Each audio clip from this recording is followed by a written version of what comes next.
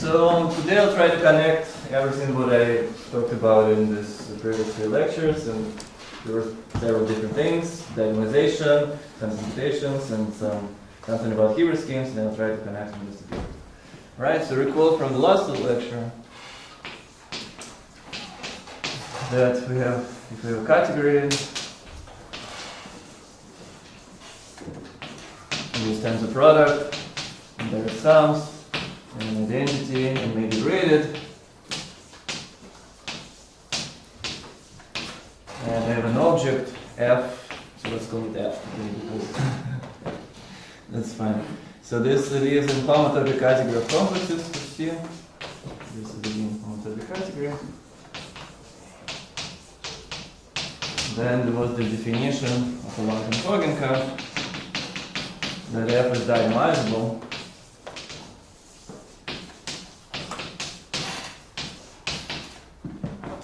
If there are maps alpha I from identity shifted by lambda I to f such that the tensor product of the cones of alpha I is homotopic to 0. And so in the homology category. And so last time I tried to explain why this is natural condition. And why, and I explained the theorem that if it is diagonalizable in this categorical sense, then you can actually find eigenvectors in this categorical sense. And we discussed that the full twist in Zorgel category is diagonalizable, so full twist is a complex of Zorgel bimodals. This is Zorgel category. And then it's diagonalizable, and eigenobjects are supposed to be categorical projectors in the Hilbert algebra, in categorified Hilbert algebra. And so today I'd like to start with a completely different example from a completely different world. So let's take X to be an algebraic variety.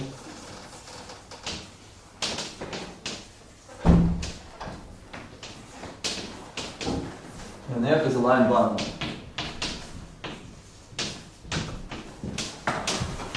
On X, and then the category is whatever the right category, just this is the image. Okay? And I want to know when this is diagonalizable in categorical sets.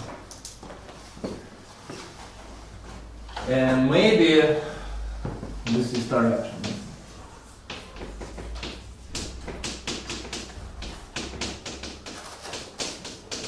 So this is star action will give me a gradient and everything. And so it will be graded category, but it's not strictly speaking necessary, as we'll see. And so what do we need? We need the only data we really need are these eigenmaps alpha I. And so we need alpha I, which go from where? They should go from identity, which is O in this case. So this is a tensor category. You can just tensor product, take tensor product of shifts or vector bundles on this thing. It's nice commutative. And so I can have a map from O to F. And again, let's ignore the gradient for a second. So these are equivariant, maybe, sections. F. And now, what does this condition mean? So the tensor, so O, the cone of alpha. So this is the cone of this two-term complex, and I have O by alpha I. So this is just the structure shift. There are structure shift if you want, where it is alpha I is equal to 0. So you have a closed-up variety of X where the section vanishes, and this is the structure shift of that.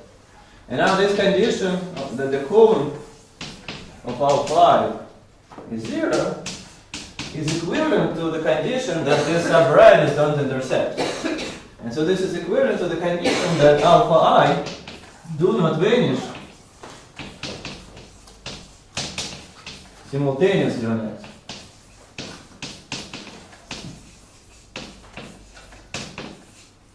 So then do you mean F so cone of alpha I equals F inside this set? Do you really mean O inside this set or F inside this set? F. What do you mean? So there, the cone of alpha I, is that equals O inside this set or? I mean, it's trivialized by So you should replace the letter O by F. yeah, that should be it. Okay. Yeah. Right. Anyway. And so, yeah, what's the point? So the point is that so this categorical condition you can rewrite in this way that alpha I don't vanish simultaneously. And so classical algebraic geometry tells you that in this situation we have a map from X to Cp whatever n minus 1 if we have n eigenvalues. And this map, let's call it I. So this map is just takes a point and sends to a collection of 1 of x, of n of x, where again all these things don't vanish simultaneously, and so we can construct a point in Cp n minus 1. And so if I have this point, I can construct a pair of functors. So I have my derived category of x, and I have put forward and pull back from Cp to Cp n minus 1. Oops.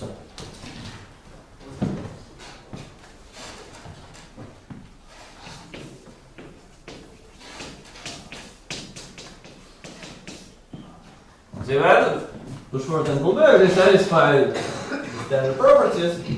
So let me write down it in the next page. So let me just say that pull back of O1 is that.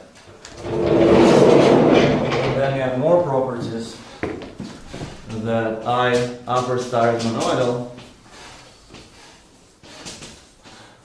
and I lower star is not. And they're adjoint.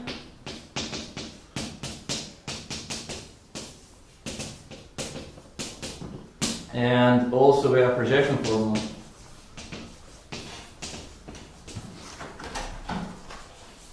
Which says that I lower star of I upper star A over B is A times the lower star. And I think that's all what we know in general. But that's quite a lot. And so again, we'll get all this just from the existence of this map from X to Cp. And so the theorem is that this is actually the most general example.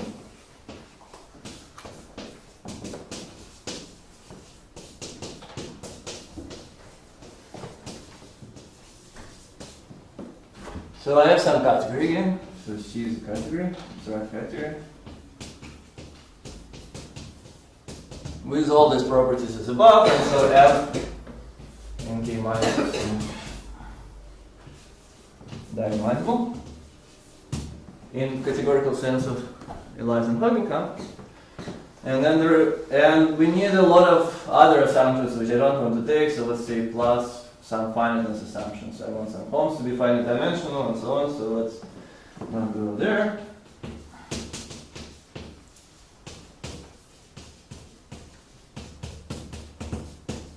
And I want to assume, because otherwise it will be really messy, that the eigenmaps commute.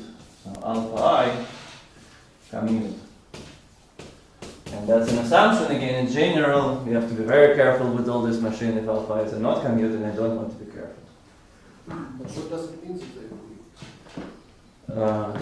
That the commute is morphisms.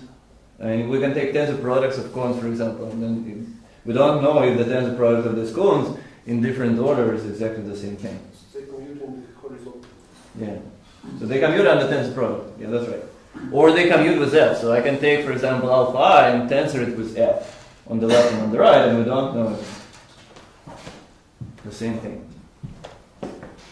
And so, under these assumptions, which again I don't want to say, there is a pair of adjoint factors. So there is no variety, there is no map, but instead there exists a pair of functors, I lower star and the upper star, two derived category of coherent shapes in Cp.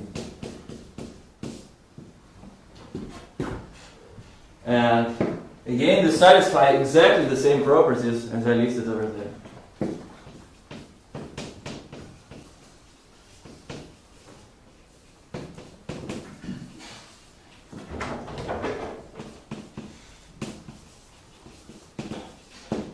So pullback of O1 is F, and then they're joined. Pullback is monoidal, push forward is not. We have projection formula, exactly the same structure. And actually the proof is not so complicated. So this is some kind of abstract version of this proof, and the construction of push forward is really easy. Again, I don't have time to explain the proof, but essentially it's straightforward. From in this direction, you have to use Bayneson's theorem about shifts on CBN essentially.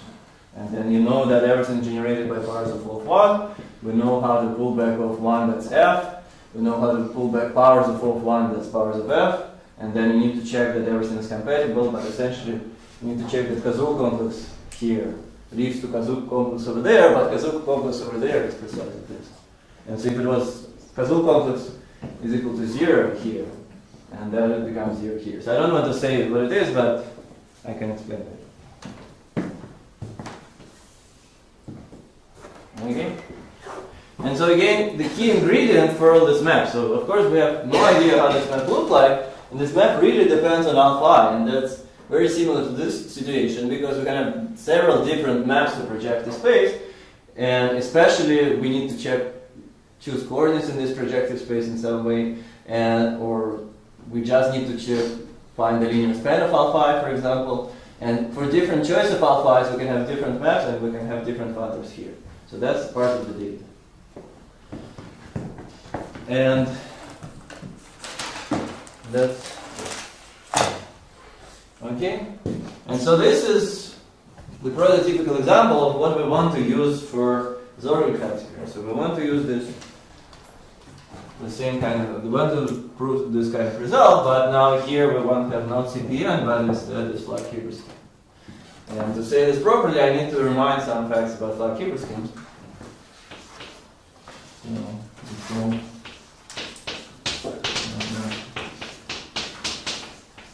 Flag-Hilbert scheme is C. So this is a set of flags.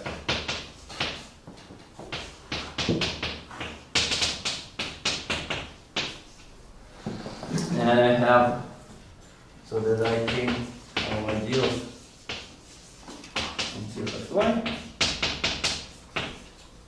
and co-dimension is equal to K, and all of them are supported on y is equal to 0. And so we discussed some examples of this space in the second lecture, and I don't want to go there. I want to read some properties and some more properties which we didn't discuss.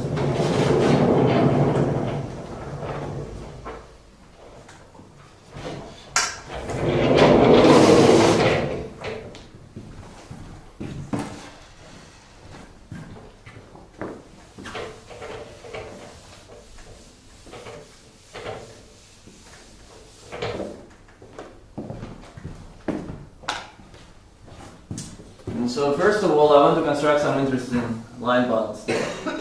So we have some bundles on a field. So first of all, we have this tautological bundle Tk, which is T equals y mod Ak. So this is rank K. And I have a line bundle Lk, which is ik minus 1 by ik. So this is rank 1. And then these tautological guys are actually filtered by Elias. So we have exact sequence when I have tk minus 1 and ik 0. And so this is a short exact sequence of bundles, and you also have interesting endomorphisms, which are not so important for this lecture, but let me just say that we have x and y, they actually act on all this tk. So multiplication by x and multiplication by y act over here, they preserve the ideal, so they act in the vector bundle, so they have really interesting endomorphisms of this vector bundle, and they commute. And so again, that's kind of part of the structure. And this action of x and y preserves these exact sequences. So this is compatible.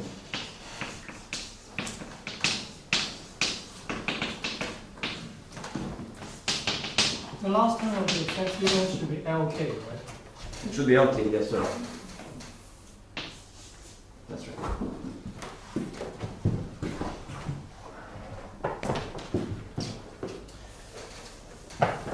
And so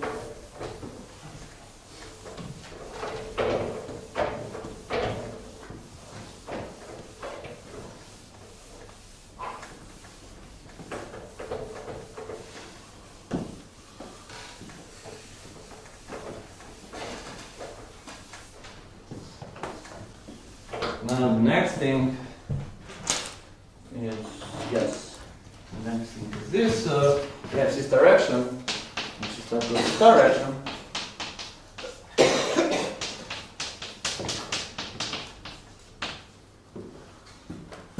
And it acts naturally by scaling x and y. And so we did, I think, discuss it in the second lecture, but the fixed points are flags of monomial ideals.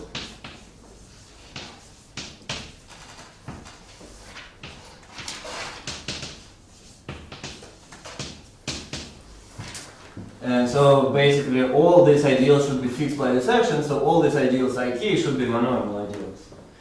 And so what does it mean combinatorially? Combinatorially, that means that I have some big N diagram with k boxes, with n boxes, sorry, and then I have a smaller diagram and then a smaller diagram and so on. And so this is the same thing, it's just definitely compatible of sizing.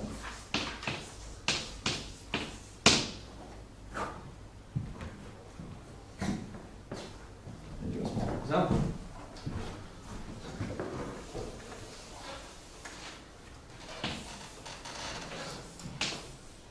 So I can take, so this will be 4, 3, 1. I want the numbers to increase in this direction, and what I really mean is that this is my ideal for dimension 4, then I take everything from 1 to 3, that's ideal for dimension 3, for dimension 2, for dimension 1. And you can read the weights of line bundles, for example, from this picture, because line bundle, the weight of line bundle L3 is just the weight of this box in this diagram, depending on Q and T. So let me not write this. And so there is some connection between matter already, and that's not a coincidence.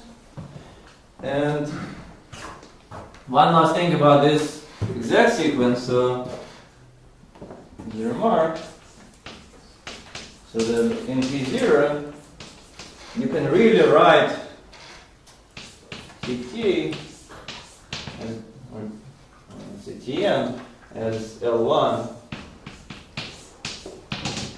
plus the cos of Ln. And so this Tn naively is really the sum of all these Lis. But it's more interesting because this is really an exact sequence, it doesn't split, so it's actually filtered by Li and or filtered by these Ti's, and this is successive quotients.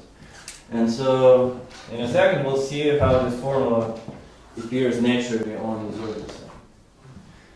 Okay, so this sum has some meaning. We'll see. And so the last ingredient before there is this map. So I have several maps. So I'll recall the second map later, but I have the projection from F cube n to F cube n minus 1. So, oh, sorry. Okay.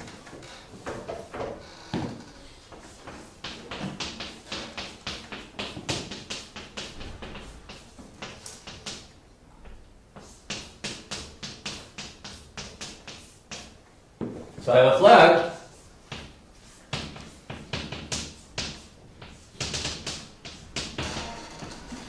And then I just map it to the flag I n minus 1. And I recall the position of the last point, which is the support of I n minus 1 on n. So that's somehow technical, and we need this extra c. And so the fact, so this my phi, so the fibers of phi are projective spaces.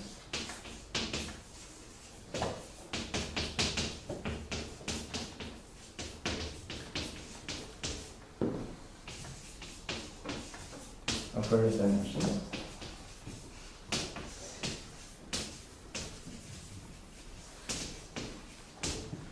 And so in some sense you can, so it's not really a projectivization of the vector bundle, it's rather projectivization of some shape in the thing. And you have to be very careful, so you can say that it lives in projectivization of some vector bundle and it's cut out by some equations there.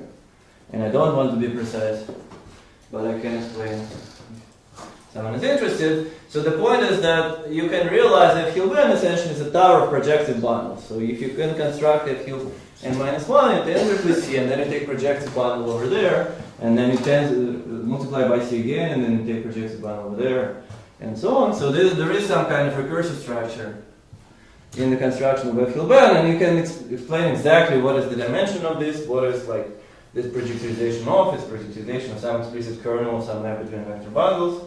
And let me not go there, so let me just recall this example. So I have F Hilb 2 of C to C goes to F Hilb 1 of C to C plus C. So this is really just C to C.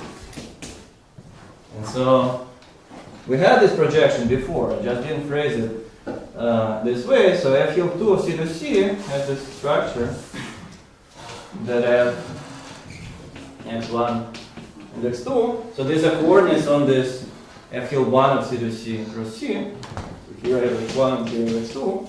And so I said that for x1 not equal to x2, we have just one point, so this is p0, and then for x1 is equal to x2, we have p1. And so that's how it is in general, that we have projected spaces in some direction, and again we can embed this in genuine projective bundle of p1s and then cut out by some equations. So that's how one should think about this space. And then again, all these fibers, they can be built explicitly as some complexes of tautological bundles here, and let me not describe which one. So you said the fibers are projective space. By that do you mean that they are some PR or some projective varieties? No, some projective space. So it's like PR. So here is P0 and here is P1. May not be precisely PR, but just some projective variety. No, I'm saying that they're precisely PR. Oh, precisely PR. I see. Projective space is not projective variety, so it's really PR, but this R may depend on the point on the base. Yeah. And right, and actually this projection, so what does it do on the level of fixed points? On the level of fixed points, we just forget the last ideals and we don't care. So this is, like combinatorially, this is like restriction to S and S.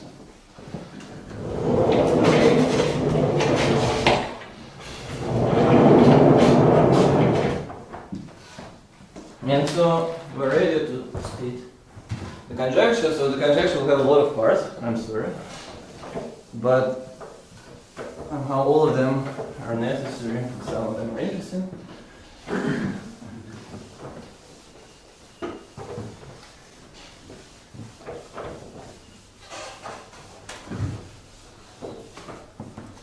I'll give it a second. Alright, so let me try not to forget anything.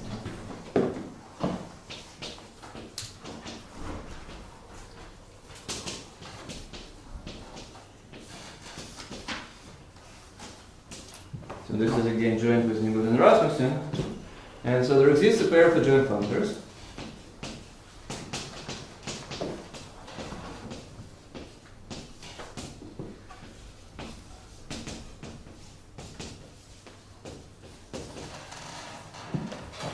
And I have homotopy category on Zurg band models. To and from derived category. Strictly speaking, invariant derived category of F Hilbert of C to C. And strictly speaking, I need to put some kind of DG version of it, which I don't want to display. So this has something to do with this problem that your file is a different dimension and you have to kind of fix a virtual structure shift over there. So again, that's technical issue. Let's say, basically because the flag figure scheme is really bad variety and you have to be very careful working on it. And so they satisfy the same properties. So this is the push forward in some sense, and this is pull back in some sense. And we want the pull back monoidal. And push forward is not. And then they're joined that I said. We have projection formula, which I don't want to write again.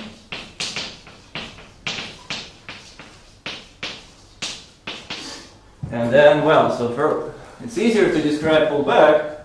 So here we have a lot of interest in line bundles, LIs, and they should correspond to Murphy elements.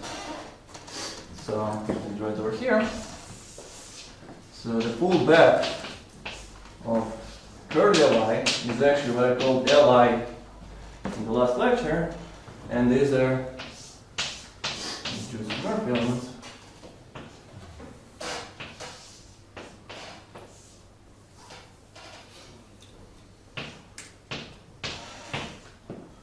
And that's good because line bundles actually commute under tensor product. So you want something commutative, at least. And so you want some interesting commutative subalgebra or subcategory in this situation. And the natural commutative subalgebra in the Henke algebra is, as we've seen in many lectures, is this subalgebra generated by Murphy elements.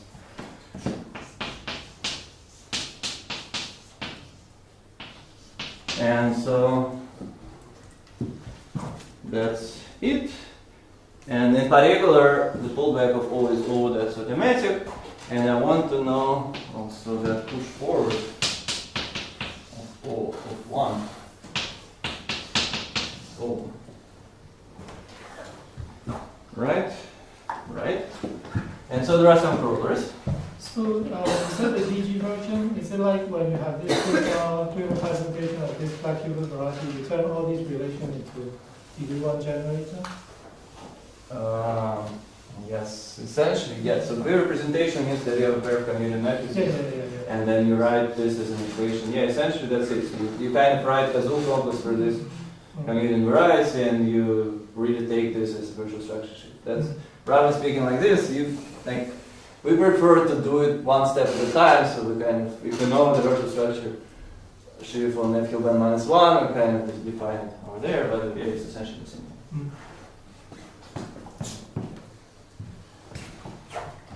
Essentially the same thing.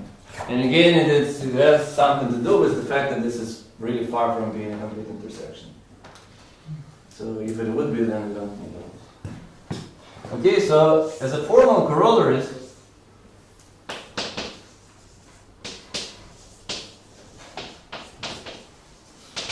so suppose that we have this structure, just this, then we can already say something. So for example, we can have I lower star of Li. So let's say some product of Li Ai, and this is just the product, the tensor product of Li Ai. So again, I have this product of Li. This is some product of grades. I realize them as complexes observed by models. And then I apply this push forward functor. And then by projection formula and by this, it follows immediately that the push forward is just this line bundle. So that's not so interesting. What's more interesting is that I can take some object M and compute in S beam and compute the form from 1 to n. And I can say that this is the same thing as form from the pullback of O to M, and then we use a junction to say that this is form now on a field from just O to the push forward of M. And now, again, everything is derived in the same, I'm not writing our form. But this home from the structure sheaf to some sheaf is nothing but the homology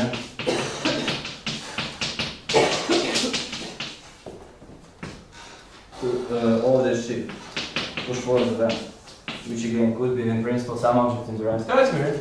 And then we're saying that, well, so just if we know this pair of functors, which are joined and have nice properties, then automatically we have a map I lower star from Zorgelbaum models to here, and then we can compute homes upstairs by computing homes downstairs by pushing forward. And the key consequence of this is really HHH 0 of them by definition, because HHH, this Khovanov and Rozansky homology, is home from identity to the braid. And so we can compute this home on the flat Hilbert scheme once we have the structure. And so this is much better and much clearer picture of what actually we want to construct. How do we construct a sheaf for a given braid? We say that we take the braid, we construct the complex of Zorgelbaum models, push it forward, and then use this. And then you can write higher HHHIs as well, and that's a separate thing, but let's not discuss it. Is there H0 on the last one? No, because it's different. I mean, you mix homological degree and equivariant degree. So here you really take the total sum of all of them. Oh. And maybe it was actually correct. Right. So in particular, so here we have A is equal to 0, but here we have Q and T gradient, which are like gradient on Zorgelbaum models and homological. And there, Q and T gradient become equivariant. So here, Q and T are equivariant gradients. And in principle, you have here a homological gradient, and you can ask what this means here. That's a perfect question. I don't know the answer to this, but it should indicate that there should be some extra grading of filtration over here.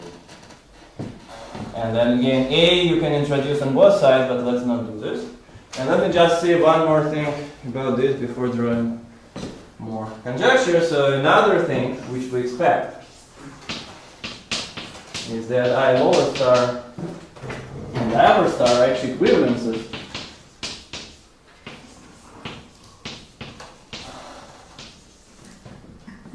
where I have here I have subcategory generated by this juicy Smurf.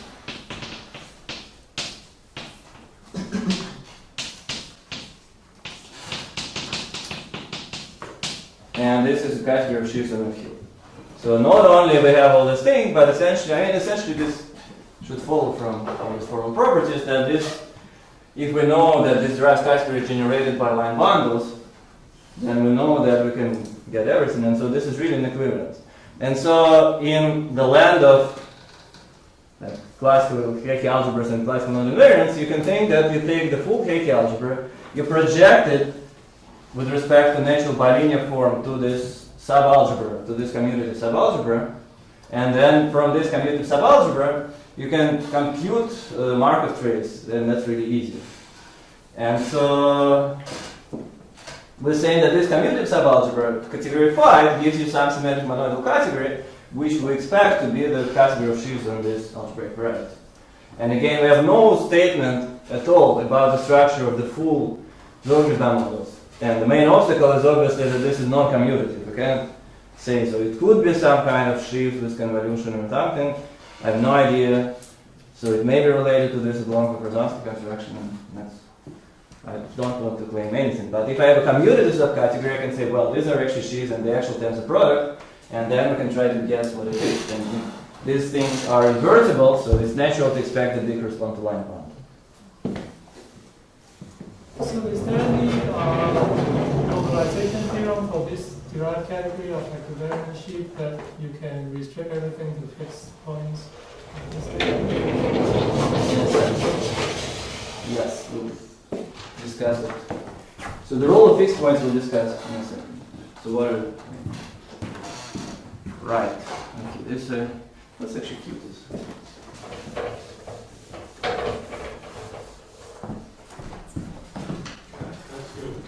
In the conjecture, you write that you have to take some BG, a version of this F of n? Is Yeah. there a reason you believe that's necessary, or? Yes, there is, because this is again not a complete intersection. I have no idea like what's the dimension of the field then, strictly speaking. Oh, So like there is an actual, yeah, the components are really awful and like it's really bad algebraic variety, unfortunately. So I mean I'll discuss how to get a nice algebraic variety from it. But,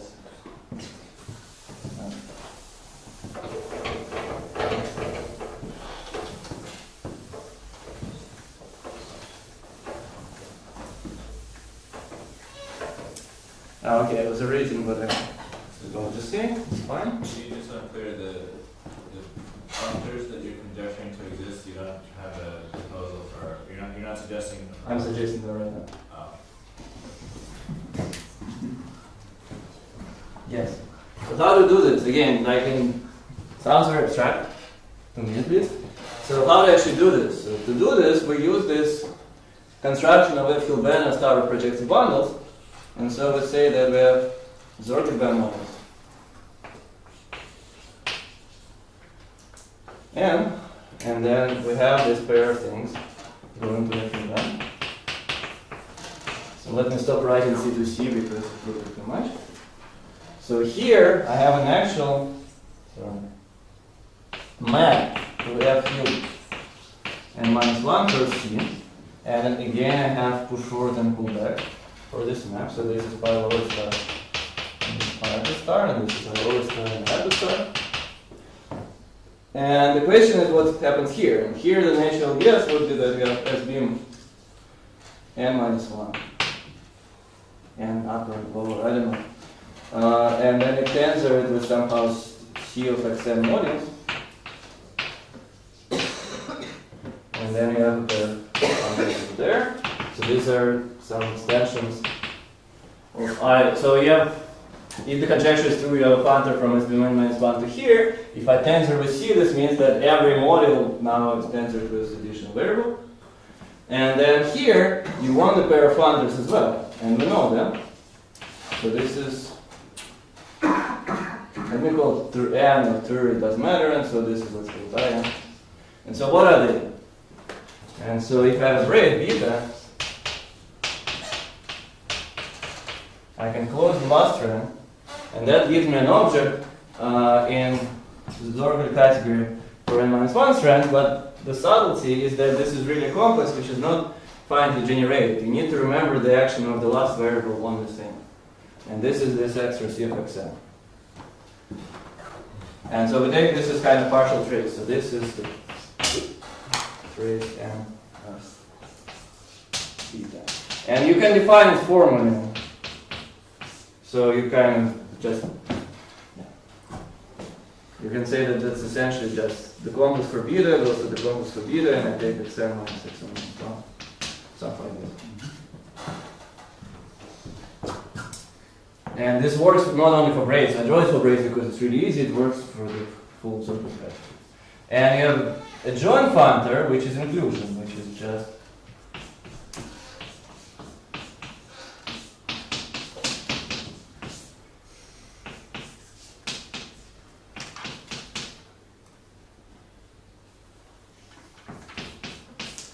and so it's not so hard to check that these things are actually adjoint to each other.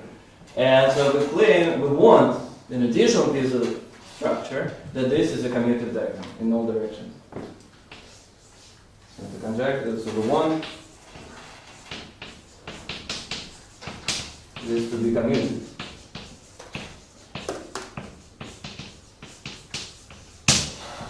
And so this is something. And so now how do we plan to do this? Why?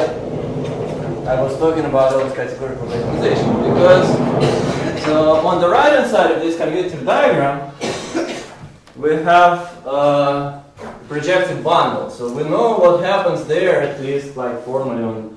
So we know that the category upstairs is generated by the category downstairs plus the powers of this new bundle L plus L or L. And we have structure relations which involve all this x and y. And so we just want to, so essentially what happens is that we need some kind of relative version of the theorem that I started in the beginning of the lecture. And you can do this, so essentially, suppose that you have a map from some category to some x, or to the rest category of x. And then there is some rest category of y over there, and you have actually geometric maps. And y is a projected bundle of x. And then you want to leave this thing to there. And you can do this, and again, it's not so hard to formulate, so this gives me some relative version of categorical diagonalization.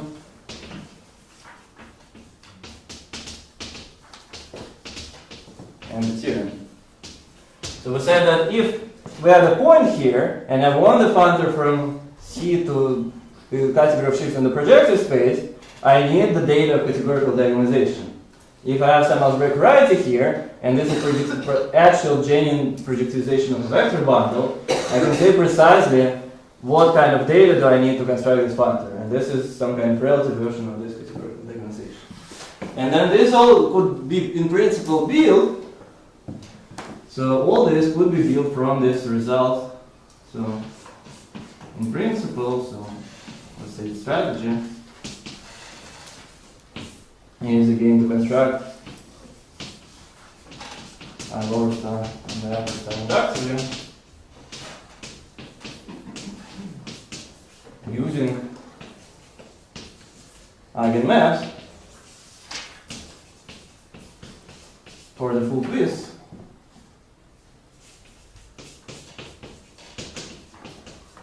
Where I have the chain of full twist F2 FTM, and again we say that FTK is really the tangent product of L1 through LK. And But in your case, y is not an actual projected bundle, right? yes, and that's why we need this DG, and that's why we need to be very careful with everything. And that's why we didn't put the conjecture yet. And that's the conjecture of the theorem. So anyway, so there are all these things, and the key, so using full twist is the same thing as using Drusus-Murphy, but again, as we discussed, we can't really use, so these things are non-diagonalizable and these things are. And so we can use them, and these are structural things which you can use to define everything. And so the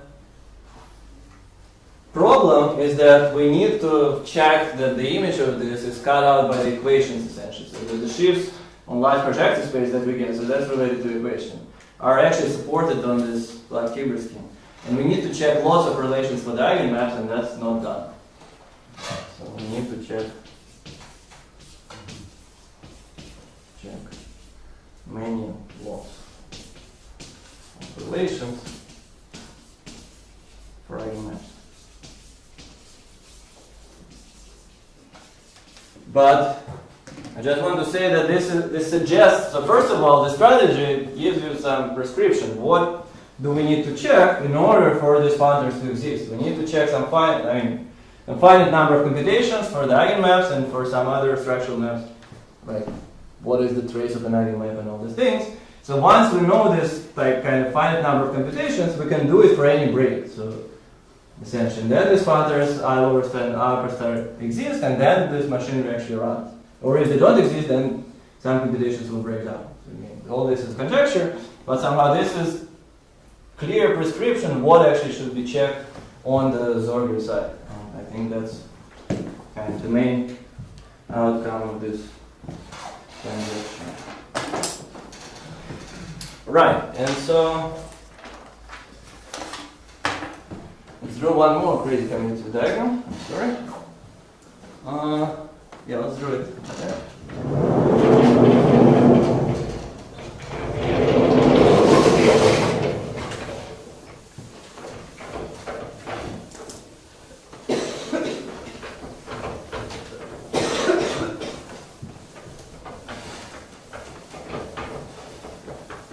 So the second commutative diagram is the thing that we discussed. Oops, sorry. So I have Zorgi van models. We expect these functors to F Hilbert. But again, as I said, this F Hilbert is really bad algebraic variety. So how can we get any interesting information from it if we have no idea like how this variety looks like and we want to compute shift homology? And the idea is to use some better algebraic varieties, like the Hilbert scheme,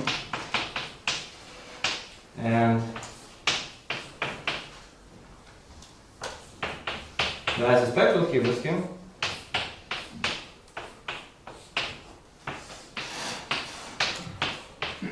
Okay, a lot of errors, sorry. So let's pull this A, let's pull this B. So we discussed in the second lecture, I think, that we have a map from F Hilbert to Hilbert, which just forgets everything but the last ideal.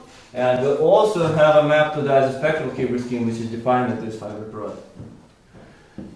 And so, if we have some shift here, and I want to compute again this total sum homology or some kind of spectral sequence, then I want to push it down to the Hilbert scheme, which is much better in the smooth algebraic variety, where we can actually compute things. Or we can push it here and then here. Or we can pull back. And then we can study various things. And so, first let me say something about pullback, and then about forward. So the conjecture, another part of this conjecture, is that I can take some shift here, pull it back to the flat Hilbert scheme, and pull it back here. So I can take B, then I can take I upper star, B upper star of Hilbert.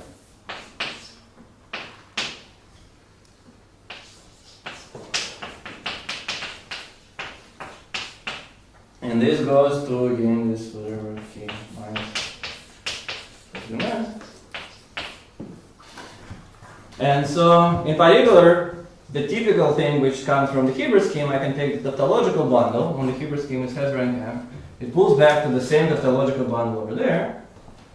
For example, and that B upper star of tautological is tautological. And then I have pullback of tautological over there. So I have I upper star of T. This lives in the complex of Zorgi models. And so, what is it? So we said somewhere over here, that's right, that Tn is filtered by blind bond. So this is really the sum of them in some sense. And so this is more or less the sum of Jussius-Murphy elements, because line bounds become Jussius-Murphy. Now, everyone in this room knows better than me that the sum of Jussius-Murphy elements is the central element of the Hecke algebra. And so the conjecture is that these guys are central. So this is in the center of the Hecke, at least deeply defined. And so the conjecture is that all these things will land in the center, or in the Drinzel center.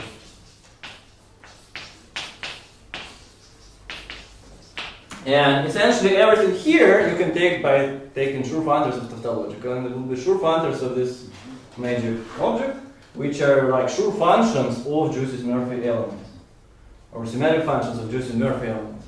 And essentially that's what you get. But it's non-trivial thing that you have this Tn, and it's non-trivially filtered by this Elias. It has two commuting endomorphisms, for example, and it has a lot of interesting properties. And like for a small n, we can just do it by hand, but I have no idea how to prove that this thing exists. And so the remark is that all this lovely conjecture suggests that this I upper star of Tn is approximately equal up to a factor, let's say. So really, I want to be pedantic here, but I don't want to say what it means, the factor. So it equals to the following thing.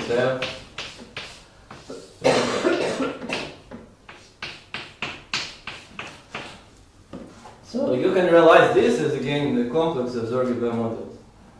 And so this is clearly, so this is n strand. And so this will commute with anything on n strands, and it will commute naturally and categorically. And the claim is that, so again, classically in the Hecke algebra, this is essentially the sum of Drusis-Murphy element up to some factor and some constant maybe. And then the claim is that Tn is really something like this, so this is also central. And so, in particular, all like true functors of Tn will give you some true functors of this. And so that's another conjecture, but that actually follows because you can realize it as a trace of this guy.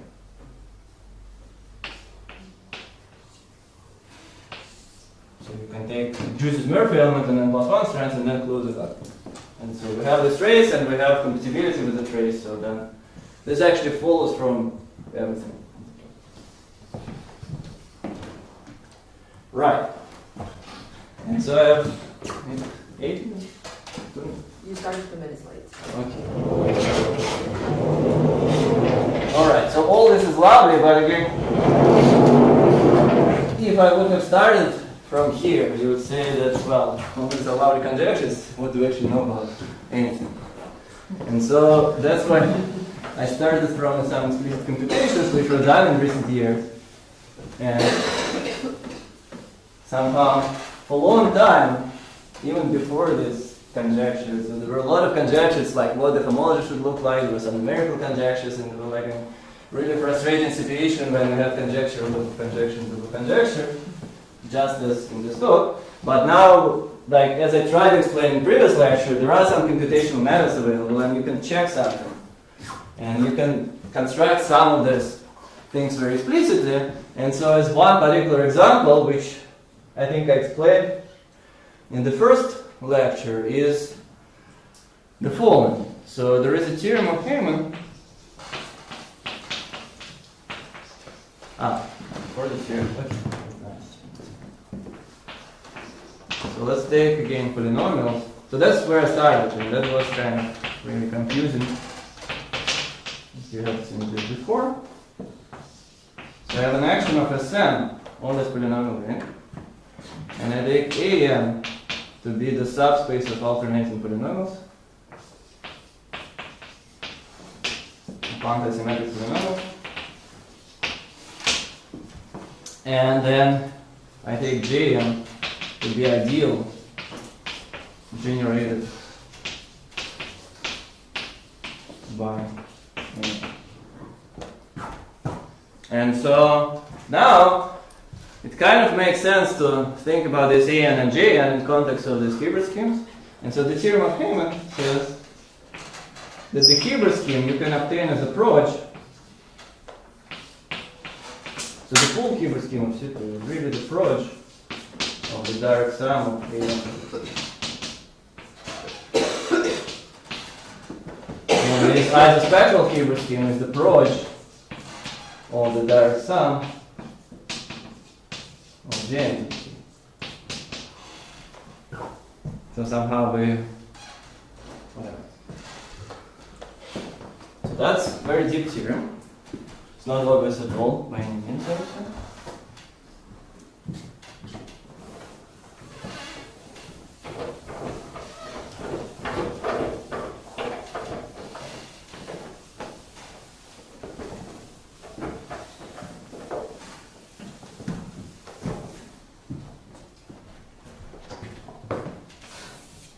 And so, now theorem for comparison, we have a theorem of myself and Hogancamp.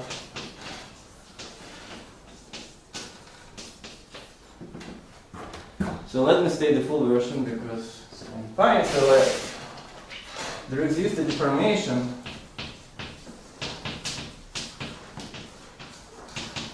yfication, that's what we call it, yfication of HHH of braid, let's say in stage y of it. So this will depend on this additional y parameters which we want to keep. And so there is some version of not homology which also categorifies Housdorff polynomial but slightly deforms this HHH. So this depending on additional variables.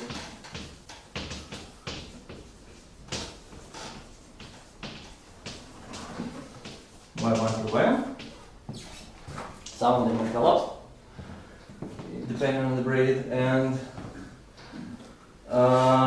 then, so first of all, the first statement is that if I take this y5 homology of the full twist n to the k, then this is really just g into the k. And this is isomorphism as c of xy modulus. And actually it was sen. And it is compatible with algebra structure.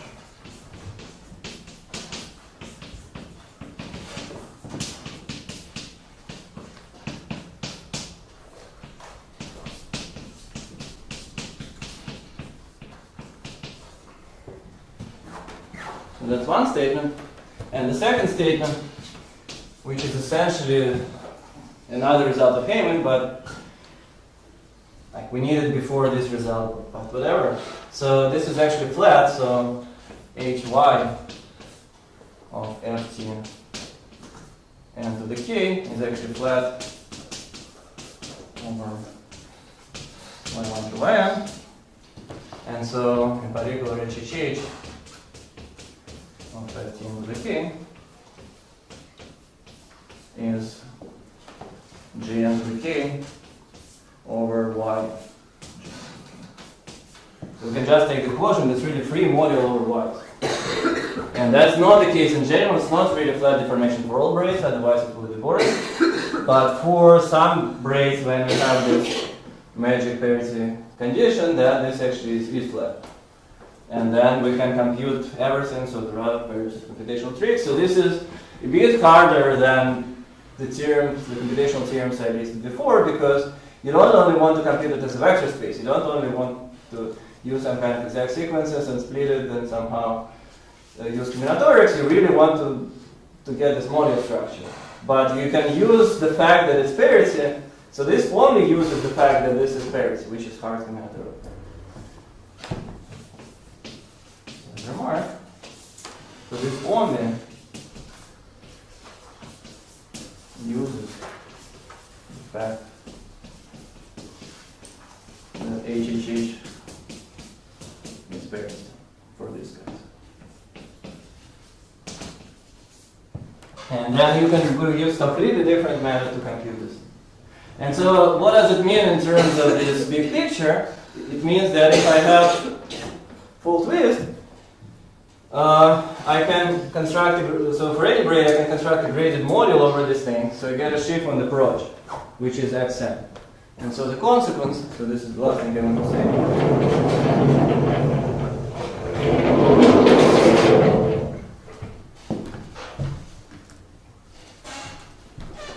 So the corollary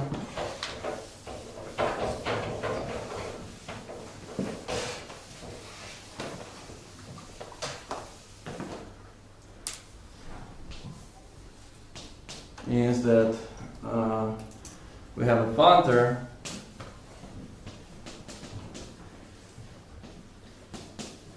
from k minus this being n to, strictly speaking, right factor of quasi-coherent shifts on xn. And this should be thought as a composition of a lower star and a lower star. And then we get some shift, we need to check that it's actually finitely generated, and there's a separate thing which should follow from something, but we didn't check this. And so so we can get a functor here. And again, it's not enough, so we don't get pulled back automatically, we don't have pulled back here, we don't have a functor here, but that's kind of a nice concrete first step in this direction. So I'd like to stop here. So like the conclusion is that there are all these conjectures, and there are still more conjectures than answers. There are still more interesting questions, and so. But I think the key thing is that due to this work of Elias, Hogancamp, Mellit, and other people, now we have some computational tools, and now we can start thinking like, why is it actually true? And this, as I said, was not the case 2 years ago. So I encourage anyone who is interested to think about this. And also there are tons of things which I didn't cover here, so which kind of predated this story. So there is combinatorics, which I didn't really talk about. There is connection to elliptical algebra that some people in the audience might like. And there are some other connections to other things, to Mongolian polynomials. But again, that's it.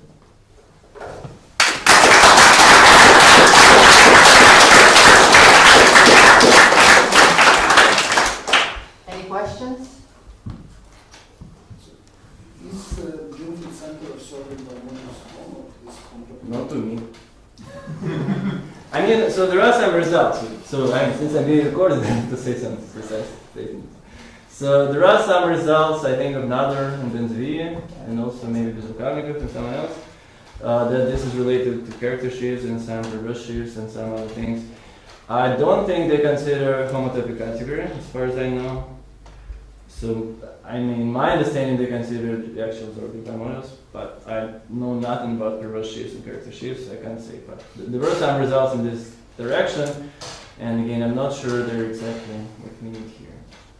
But, I mean, yeah, there was some work, but like, the natural conjecture is that this is all. So in particular, like, all what comes from the Hilbert scheme is in the center, because, like, the center is essentially all what you can get from this circle. That's the conjecture. You kind of take whatever true functions of the circle, and that's all, because that's all what you can draw. Maybe there is something else. And so, More questions? Okay, if not, let's thank Eugene not just for this talk, but for the whole series.